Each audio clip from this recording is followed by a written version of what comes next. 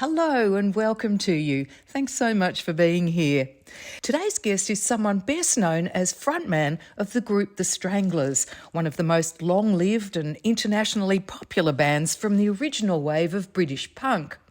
He's Hugh Cornwell, and he's also enjoying a successful solo career long after he left the group in 1990. Want to meet him? Let's do it. Sandy Kay. Hugh Cornwell, how have you been? I'm fine. I'm still in one piece. I'm still in good health. Touch wood. When you say you're in good health, I do distinctly recall you make your own good health because you've always taken very good care of yourself. Well, apart from my crazy days when I was younger, when I didn't care what I put into my body or how much. Apart from that period, I went to university and studied biochemistry, which is all about the chemistry of the body and how food affects the body. So it's always been of interest to me. So I put that all into action, and processed food doesn't come anywhere near me. It's super important, isn't it, especially as we age? Well, the interesting thing is that once you get used to it, then it becomes like a rhythm of your life. The routine becomes a rhythm. Routine is a boring word, but rhythm is a very nice word, very comforting word, rhythmic, rhythm. The routine becomes rhythmical, and that's an important part of it, is the fact that it becomes repetition, a bit like music, nutrition and health and all those sort of things. That also has its own rhythm. And talking of rhythm, that's something that you've had for a lot of years because you started out in this music industry as just a young lad, didn't you? Yeah, I started out as a rhythm guitarist. No, that's wrong. I started out as a bass guitarist for Richard Thompson, who went on to form Fairport Convention, who I was at school with. So I started off as a bass player and then graduated to rhythm guitar after that. You were obviously interested in making music while you were still at school. Otherwise, he wouldn't have had the opportunity to teach you anything, right? Yeah. Well, but my musical beginnings started with singing. I've always thought of myself as a singer rather than a guitar player. I was singing when I was 3 years old, to the flowers in the garden, Were and you? I was getting paid for it. My next door neighbours thought I sang very nicely, and they used to give me sweets. So I was a professional at the age of 3 years old, getting a remuneration for my singing.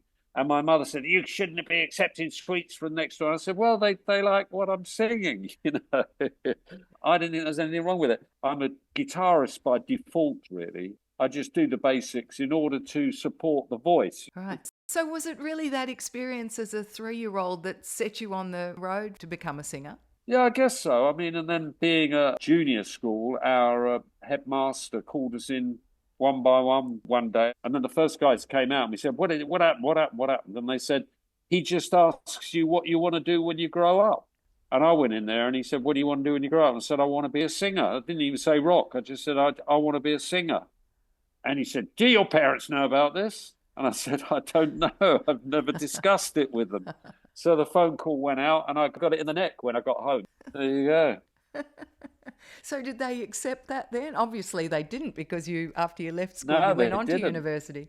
Yeah, they didn't accept it at all. And I kept my nose to the grindstone to try and do a science career when I wanted to do art. But they wanted me to be a scientist and hopefully a doctor, but I wasn't good enough at physics. Like all parents, they wanted their children to do better than what they had in life. That's why they insisted you went Exactly. to uni, right? Exactly. I prolonged the agony by going to Sweden to do a PhD. And it was while I was over there that I bumped into all these bad influences, some American draft dodgers and some Swedes, and we formed a rock band. And of course, I neglected my studies. And after about 2 or 3 years, the music won out, and I gave up the studies and brought the most of the band over to the UK to try and make it. I went off and recruited John Burnell to play bass. And in the first lineup of the Stranglers was Jet, John, me, and Hans. And Hans wrote the music to Strange Little Girl on piano. This first day I arrived in England, and I wrote the lyrics to it in about 5 minutes. Hans got bored and left, and then Dave Greenfield came in, and that's when we changed the name of the band. Why did you change it? I don't know, really. The name was Johnny Sox. Well, the character, the band had changed because of the change in personnel. It was a different flavour. So you became the Guildford Stranglers, but that didn't last too long because then you became the Stranglers, as we all know. Yeah, well, we left Guildford, you see. We had to leave the off licence. So we went to live in this little village. And the Chiddingfold Stranglers didn't quite roll off the tongue like the Guildford Stranglers. Right. Yeah, and, So and that's where it all started, really. when did you find out that you were also a good writer? Well, Get a Grip on Yourself was the first proper song I wrote for the Stranglers. And I was very pleased with that because I've been trying for a very long time to create something that the others liked. I was quite proud of that one and they liked it. So we recorded it and it became our first single. I was very pleased at that, that my first song had become the first single. So it's around that time that I thought, oh, well, maybe I can write songs. A lot of these skills that one thinks you can learn are things that actually you can make up as you go along. If you want to be a songwriter, then just be a songwriter and make mistakes. And sooner or later, if you're due to become one, then you will become one. Or if you want to be a film director, just make films, direct films. And sooner or later, if you're going to be good at it, you will become good at it. And it's as simple as that. There are all these things people think that you need to go to a course to learn something. It's a case of really suck it and see. You learn by making mistakes. So go out and make mistakes. That's the sort of thing that I think applies to any skill that you can think of, really. Same thing, isn't it? Yeah, absolutely. That's great advice. Who did the band, the Stranglers, take their inspiration from? What did you set out to be? Who did you set out to be? We didn't really set out to be anything. We liked songs. John wrote songs as well, and we wrote together. And I'd inherited that yearn from Hans, you see, because Hans wrote music all the time on guitar and piano when I knew him in Sweden. So I'd got that off him. So I love melody. I'd grown up with melody and good songs and hooks and choruses you can sing along to and stuff like that. Yeah, great pop songs. Those are the things we've been brought up on. So we really just wanted to write good songs. We didn't know what kind of songs they were, but we knew we wanted to write good songs. And then, at that period of when we were doing all those early shows, there was a very, very sharp edge in the air in England at that time. It was full of jagged edges, that you could cut yourself on the air. It was so sharp and everyone was very paranoid and angry. So after a few months of playing gigs around in that atmosphere, we soon got quite tough. And that displayed itself through what we were writing. So the songs became tougher as well. So at first, the songs were very soft and almost soft country rock. But over a period of about a year, it transformed into this hard-edged thing because of the environment we were in. We were victims of our environment, Your Honour. Why were people so angry and tough at that time? That's obviously how punk developed, but why? Well, it was a terrible time in England that time. In the early 70s, there was mid-70s, 74, 75, 76. There was a 3-day week. There were power cuts. There was the rubbish wasn't being collected off the streets. It was a period of great hardship in the UK. I'm not sure how much people are aware of that. And that bred this undercurrent of discontent, the haves and have-nots, and that's how it all started. So your music started to reflect that. And obviously, well, as we all know, it got a huge reaction. Yeah, I mean, it spoke to something people were feeling, so they embraced it and what we were doing, which is great.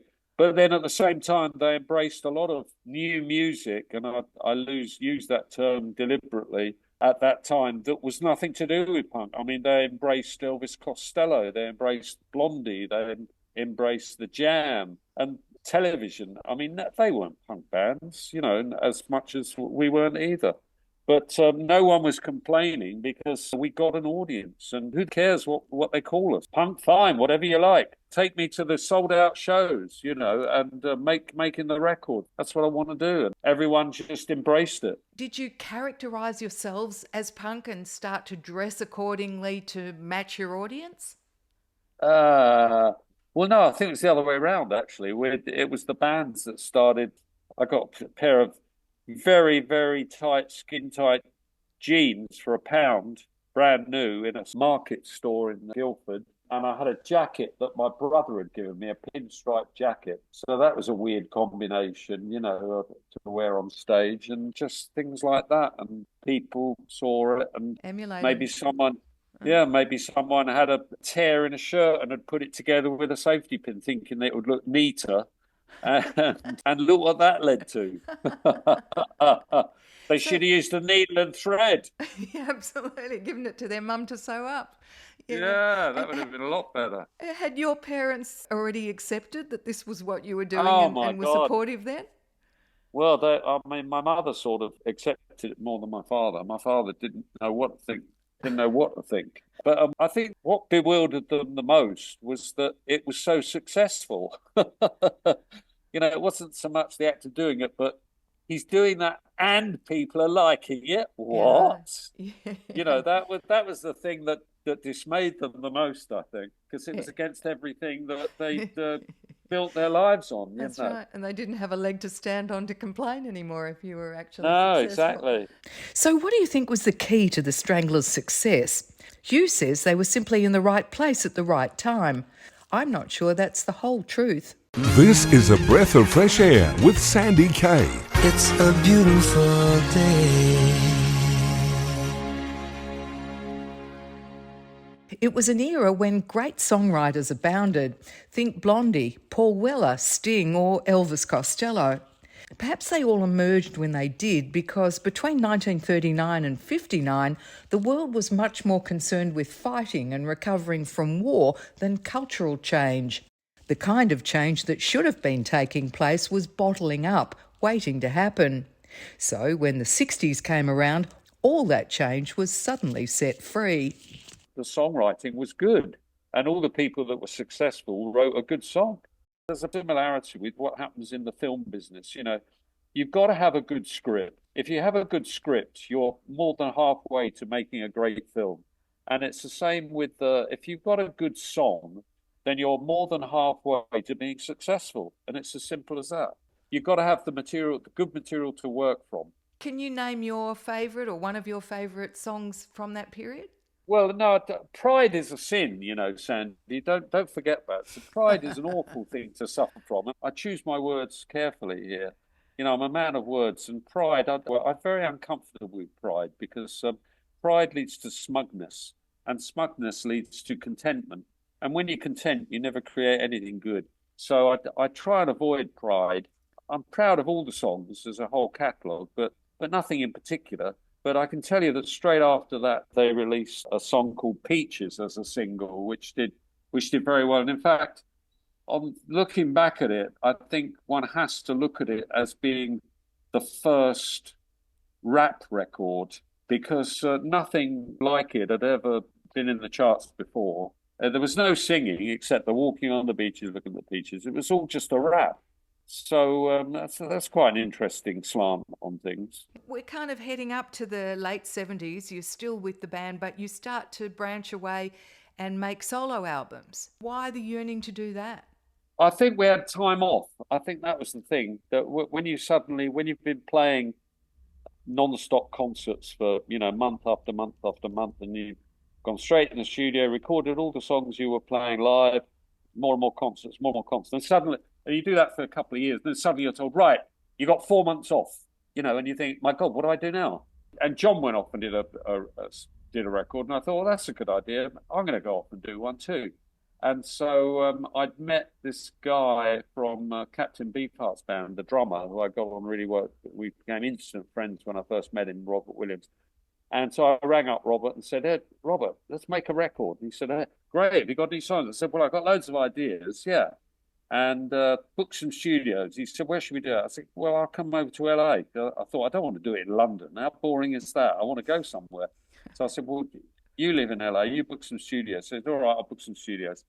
And I didn't tell anybody that I was doing this. So our record company started getting these bills from these recording studios in Los Angeles, and they didn't know what it was for because I hadn't told anyone, we were making this record.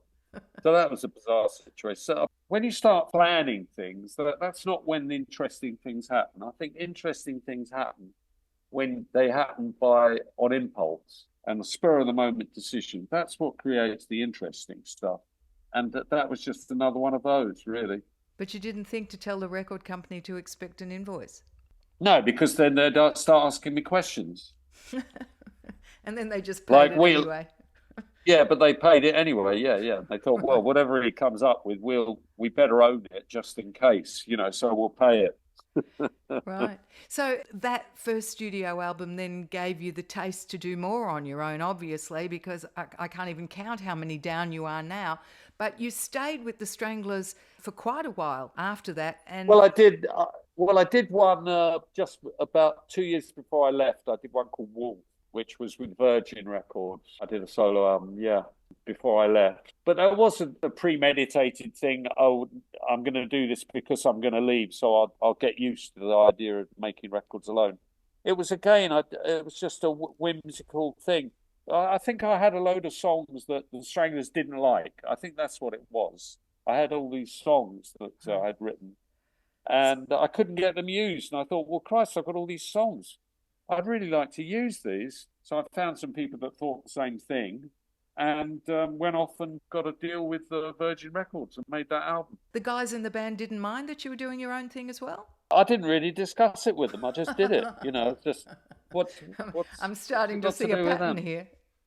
No, I mean, I think if they did say so, I'd say, well, look, I offered you these songs, and you didn't want them, Yeah. and I wanted to release them, so that's why I did it. Yeah. It's a pretty good reason, isn't it? Yeah. But you were constantly clashing with Jean Burnell at that time, weren't you? I was what? Clashing with him. Clashing with Clashing, Burnell. yeah. Well, we had our disagreements and our fallouts. Yeah, we had our disagreements and our fallouts. About And, professional stuff? Yeah, about everything. We weren't hanging out together. When you play in a band, I really cherish this at the moment with the guys I'm playing with now. I get involved in their lives in the sense that we hang out together, and I ask them about their lives, and what they're doing. Yeah. And I tell them about what I'm doing, and they get a taste of what I'm about, and I get a taste of what they're about. And when we were the last couple of years in the strength that I was spent in the band, we weren't doing that. We were meeting in a studio or a rehearsal room like people go to an office. And then at the end, everyone would go their separate ways. And it didn't feel like I was in a band anymore. It was like this job. And I acted on a whim, and one show, I just said, big show, I said, I'm off. I can't deal with this anymore. I'll do something else. How did they react? Dave, when I rang him and told him, I did it by phone the next day or the day after. Dave said, does that mean we're going to have a meeting? Which I thought was a very interesting reaction. Chet just said, oh, okay. And John said, oh, well, I'll be sorry to see you go. I knew you weren't very happy. So of all of them, John was the only one that had any sort of a reaction to it. The other two just didn't seem to bother them at all. Wow. Had the music suffered because the four of you were not really in each other's lives much? I've no idea. Better ask the public that. But it was selling just as well, wasn't it? I don't know. I mean, I made 10 records with the band, and I'd had enough, and that was it. I don't think it requires a lot of close examination. It's just a feeling I got. I got a feeling in my gut which said, I don't want to do this anymore. I'd like to do something else. Yeah. And a lot of people in their lives, they reach these moments when you make a decision or you don't, and a lot of people regret what they didn't choose to do for the rest of their lives, and I didn't want to become someone like that. So 16 years you were with them after forming them. Wow. Yeah, I guess it was. It's very courageous, but you'd had a good taste of making your own solo records. And then you started to do some work with Roger Cook. Well, that's another misappropriation of facts, because I'd been working with Roger Cook for 2 or 3 years before I left the band. My publisher put us together as writers. I was always writing, as I said. I had all these songs, and Roger wrote as well, and the same publishers put us together.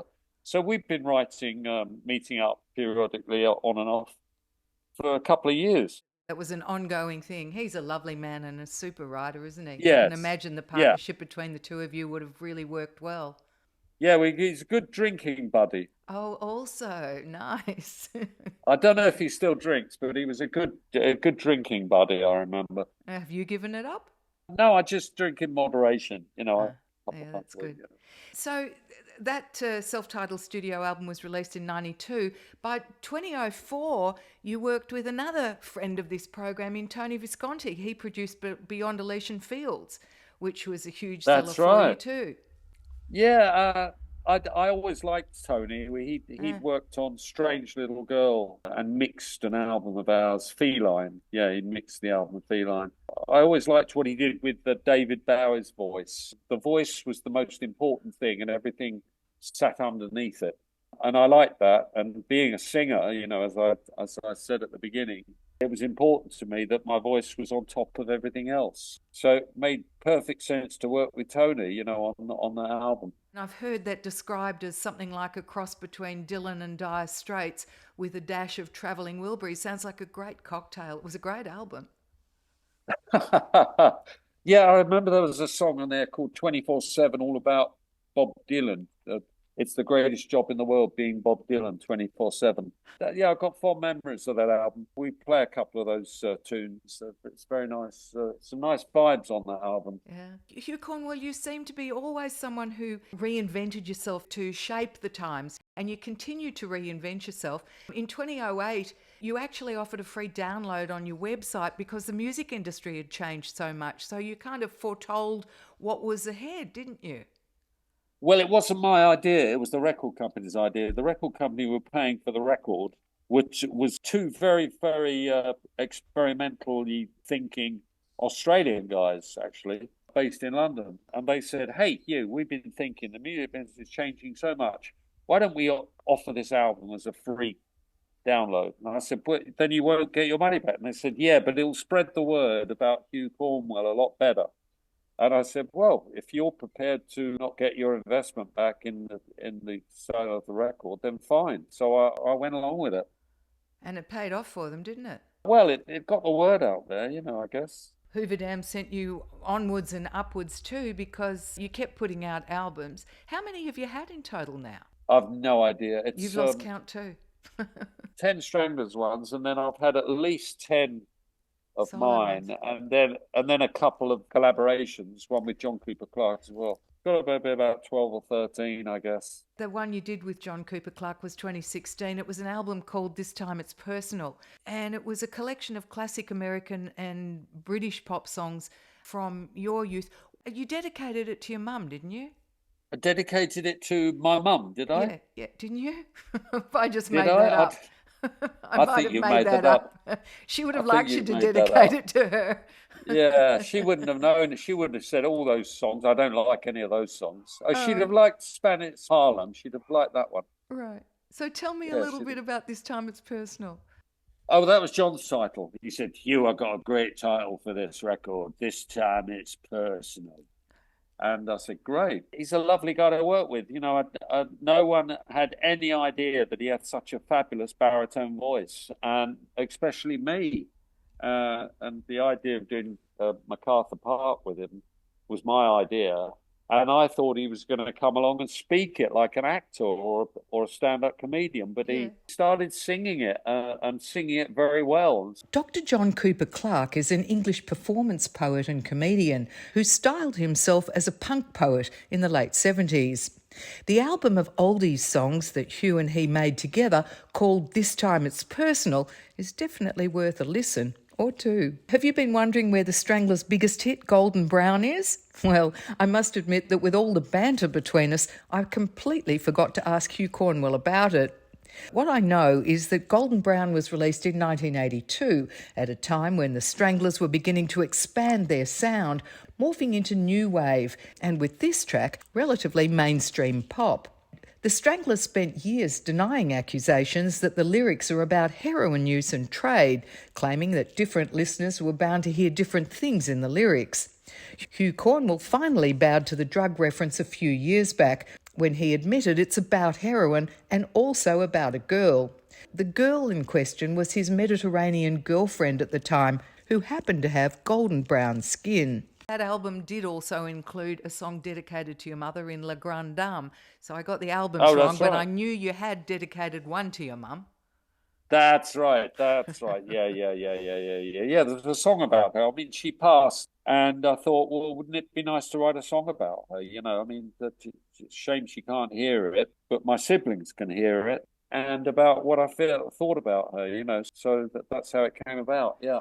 She must have been very proud of your success in the end. I don't know, really. I don't know. She was always very supportive, so I guess that tells a story in itself. She was always supportive of it, whereas my father didn't show any interest whatsoever at all. He never did. But she was always supportive. He did volunteer to drive the equipment to shows like the other fathers when I was in a band with Richard Thompson at school. So he was partly to blame for what happened. Anyway, he should have blamed him. He didn't have far to look for who caused all this to happen. Yeah, I'm sure he was secretly very proud also, although he probably couldn't admit it given his earlier stance. That's how dads act, isn't it? Yeah, I guess so. I guess not being a dad, I don't know about that sort of thing, you never but had it the makes opportunity? sense. You never had the Um, opportunity to be a dad? no, well, I've had plenty of opportunities to be a father, but I've never actually experienced it myself. And I don't say that with any remorse. When Father's Day comes and the day ends and the phone hasn't rung, and the doorbell hasn't rung, then I open a bottle of champagne. Can you tell me about that? It may not be something you want to speak about, but did you make a conscious decision that you didn't want to be a father? Not really. It's never something that's been a goal for me. I mean, there's some people have goals in life. A lot of people, they say the best thing I can do is become a parent. That thought or that desire, I've never been a victim of it. But I can imagine there would have been plenty of women tugging at your coattails saying, come on, let's do it, let's have a child together. I guess there have been, yeah, but it's never really attracted me. I think to do something like that, you've got to want to do it, haven't you? Or it's an I don't know. accident, or it's an Yeah, accident. okay. And you're always a man on a whim, so planning something would seem, I'd imagine, fairly foreign to you. I think that if I became a father at my advanced stage, it would be a complete accident. Hey, there are plenty out there that are even older. And therefore, I'd probably embrace it. Hugh Cornwell, 2022 brought about your latest album, and that one was called Moments of Madness. Don't know if I need to even ask you why that was titled that, but I think you should tell me anyway. Well, it was the written and conceived and recorded, completed during that lockdown period that we were subjected to mostly all over the world. It meant that I was able to work on without any interruption. There were no shows coming up, nothing. No, it couldn't go anywhere. So it seemed the right time to make an album, and I found the experience very productive.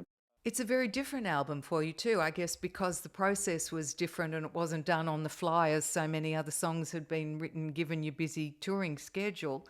This one, you obviously had a lot of time to sit down and think about your observations and comment about social stuff that was going on around you, because that's what the whole album encapsulates, doesn't it? Well, yeah, but that sounds a bit too neat and tidy to fit into your theory because Okay. I don't rush out songs because of touring schedule. Whenever I make an album, I put the time aside to prepare for it and write the songs and make demos.